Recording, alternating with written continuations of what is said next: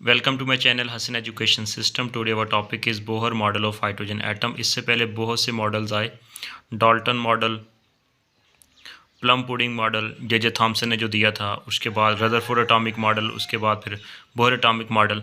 तो ये वक्त के साथ साथ मॉडल जो है ना एटम के चेंज होते रहे। तो ये बोहर एटॉमिक मॉडल जो आया था ना, ये बहुत इंपॉर्टेंट उसमें है। ठीक है, तो ये 1913 में बोहर ने एटम का मॉडल दिया था, जो कि हाइड्रोजन एटम का मॉडल दिया था। वहीं से फिर आगे बात चली थी। तो हाइड्रोजन एटम का एटॉमिक मॉडल किस तरह था, उसने कौन कौन सी बातें बताई थी वहाँ की इसके अंदर। तो और इससे पहले जो मॉडल था वो रदरफोर्ड एटॉमिक मॉडल था, उसके अंदर करेक्शन की ज़रूरत थी। तो बेसिकली रदरफोर्ड एटॉमिक मॉडल की अगर मैं बात करूँ तो वो हमारे पास न्यूक्लियस होता है।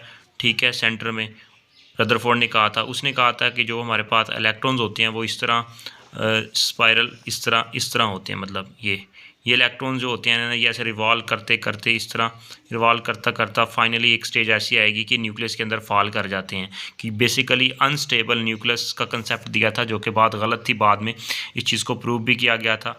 और ये बात रदरफोर्ड ने जो बात गलत की थी कि एटम का मॉडल थोड़ा इस तरह होता है।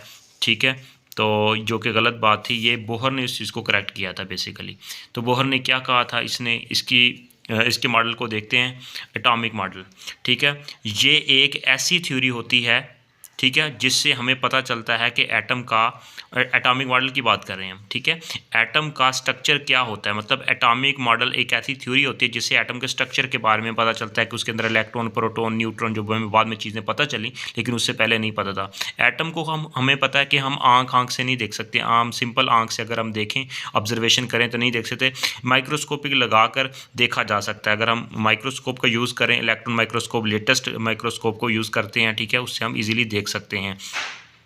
तो इस वजह से हम कहते हैं कि मुख्तलिफ साइंटिस्ट ने मुख्तलिफ थ्योरीज़ वगैरह दी एटम के बारे में, लेकिन उनमें जो बोहर की थ्योरी जी है ना, वो बहुत इंपॉर्टेंट है, इंपॉर्टेंट रोल प्ले करती है। क्योंकि इसकी कुछ बातें, बल्कि काफ़ी हद तक बातें ठीक थी। ठीक है, कुछ इसके अंदर कुछ बातें जो थी वो थोड़ी सी गलत थी, वो बाद में हम उसको देखेंगे किस तरह उसके अंदर भी मॉडिफिकेशन हुई। लेकिन बोहर की एटॉमिक थ्योरी जो है ना, काफ़ी अच्छी थ्योरी थी। उससे पहले आने वाली जितनी भी एटम की मॉडल वगैरह थे, उनसे बेहतर मॉडल था बोहर का, 1913 में दिया था।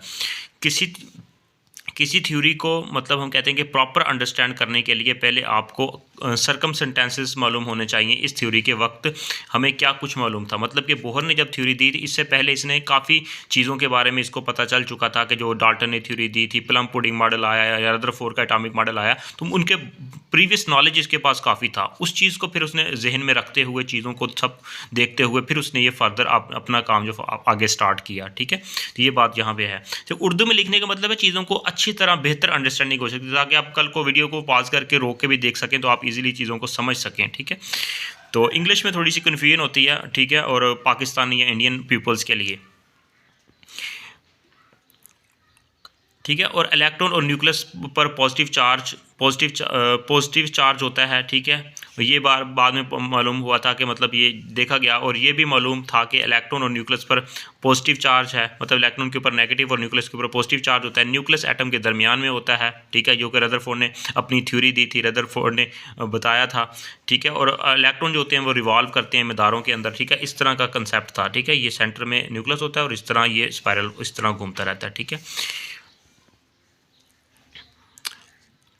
तो अब सवाल हमारे पास यहाँ पे एक क्वेश्चन ये क्रिएट होता था, इलेक्ट्रॉन मदारों में नहीं, मतलब हम देखते हैं कि वहाँ पे इलेक्ट्रॉन जो होते हैं वो ऑर्बिट्स के अंदर नहीं रुका हुआ होता। ठीक है, अगर ऐसा होता तो न्यूक्लियस में गिर जाता अट्रैक्शन की वजह से, इसलिए electron can not be at rest. मतलब हम ये नहीं कह सकते थे कि इलेक्ट्रॉन जो होता है ना, कि ये इस तरह, ये हमें रदरफोर्ड ने भी ये बात की कि इलेक्ट्रॉन मुसलसल कंटिन्यूसली रिवॉल्व करता रहता है। हम ये नहीं कह सकते कि इस ऑर्बिट में के अंदर स्टे हो गया, रुक गया, इसके अंदर रेस्ट हालत में है, स्टेबल है, तो रुका हुआ नहीं है इलेक्ट्रॉन कंटिन्यूसली। मतलब हम क्या कह सकते हैं कि वो मूव कर रहा है। अगर हम कहते हैं कि ये रुका हुआ, तो फिर एक टाइम ऐसा आएगा तो वो अट्रैक्शन की वजह से न्यूक्लियस के अंदर फॉल कर जाएगा और एटम जो होगा अनस्टेबल हो जाएगा। तो हमारी दुनिया के अंदर हर चीज़ एटम से मिलकर बनी है, जो कि हमारी दुनिया फना हो जाएगी, खत्म हो जाएगी। इवन कि हमारी बॉडी भी एटम से बनी है। हर चीज़ जो हमें नज़र आती है वो एटम से मिलकर बनी है, जो हमें नज़र नहीं आती वो भी एटम से ही मिलकर बनी है चीज़ें।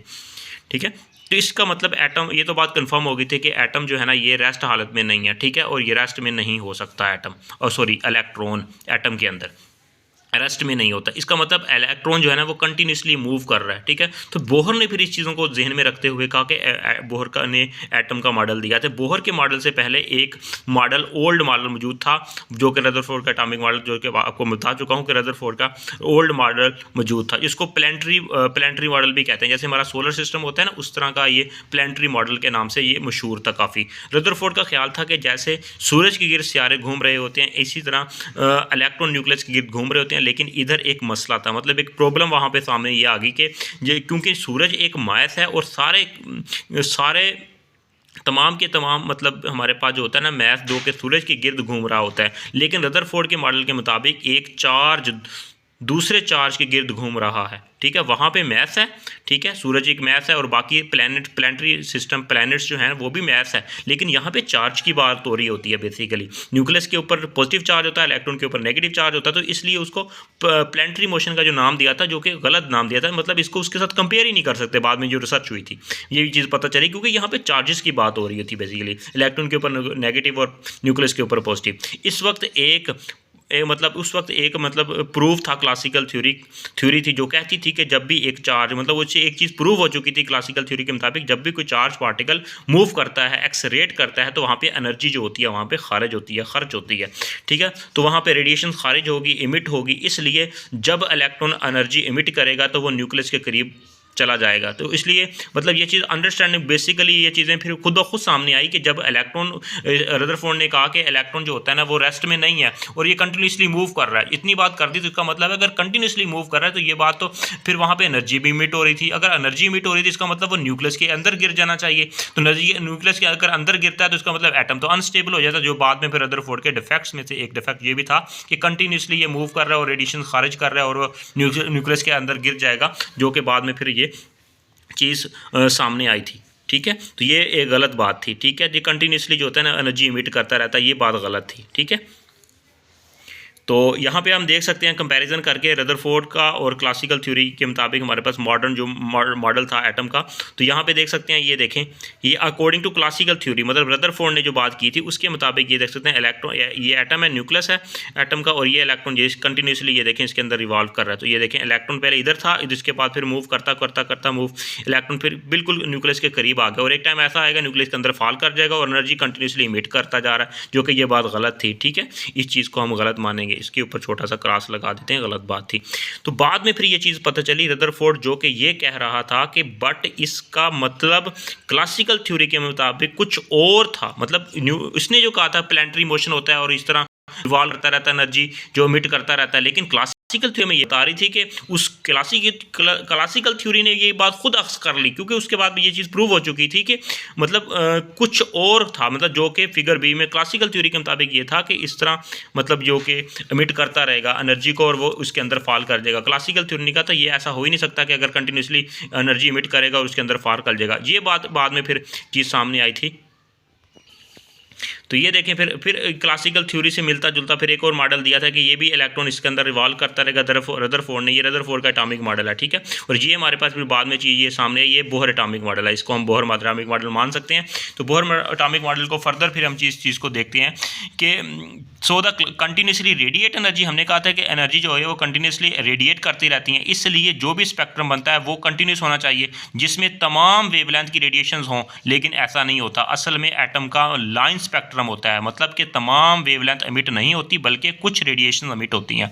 मतलब कि हमने पहले भी फर्स्ट लेक्चर के अंदर बात की थी कि हमारे पास जब इलेक्ट्रॉन रिवॉल्व करता है तो वो एनर्जी इमिट नहीं करता, मतलब कि जब वो हायर से लोअर में जाएगा, फर्स्ट और सेकंड ऑर्बिट से फर्स्ट में आएगा, या हमारे पास थर्ड से सेकंड में आएगा या फोर्थ से थर्ड में जाएगा, तो उस वक्त डिफरेंट वेवलेंथ की एनर्जी इमिट होगी, ठीक है। उसको हम देख सकते हैं जो कि लाइन स्पेक्ट्रम बनता है। लेकिन अगर हम इस रदरफोर्ड के एटॉमिक मॉडल को या क्लासिकल थ्योरी के मुताबिक उसको माने तो हमें ये फिर बाद में बात पता चलती है कि फिर तो तमाम तरह की रेडिएशन कंटिन्यूस स्पेक्ट्रम बनना चाहिए, जो कि एटम का एक्चुअल तो लाइन स्पेक्ट्रम बनता है, जो कि ये बात गलत थी कि एटम जो इलेक्ट्रॉन जो होता है वो कंटिन्यूसली एनर्जी को इमिट नहीं करता। ये हिस्ट्री बता रहा हूँ एटम की, बाकी चीज़ें आपको अंडरस्टैंडिंग होगी बाद में बोहर का एटॉमिक मॉडल। बोहर ने इसी स्पेक्ट्रम को गौर से देखा, क्योंकि ये बात पहले मालूम हो चुकी थी। इस स्पेक्ट्रम को देखकर उसने अपनी एक थ्योरी दी जिसको बोहर मॉडल का नाम देते हैं। नील बोहर ने दिया था 1913 में, और ये सेमी क्लासिकल मॉडल था क्योंकि इसके अंदर क्लासिकल बातें भी कुछ इसके अंदर शामिल थी,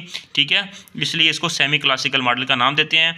ही outlines classical physics and the Planck's quantum theory. Planck's quantum theory और क्लासिकल फिजिक्स को मिला के उसने एक मॉडल दिया था, only applicable to the atom having the one electron. क्योंकि उसने हाइड्रोजन एटम का मुताला किया था, उसकी स्टडी की थी, इसलिए हम कहते हैं कि ओनली उसके ऊपर बोहर की थ्योरी एप्लीकेबल, बोहर का एटॉमिक मॉडल एप्लीकेबल है जिसके पास एक इलेक्ट्रॉन होता है, जैसे हाइड्रोजन, हीलियम, ये लिथियम वगैरह के पास, ये देख सकते हैं। तो उसने कहा था कि इस तरह का हमारे पास एक एटॉमिक मॉडल दिया, सेंटर में न्यूक्लियस होता है और हर ऑर्बिट एक दूसरे से अलग अलग होते हैं। और उसने कहा था कि फिक्स्ड ऑर्बिट के अंदर इलेक्ट्रॉन जो होते हैं ना वो मौजूद होते हैं, सेंटर में नहीं लाई कर सकते, नॉट अलाउ।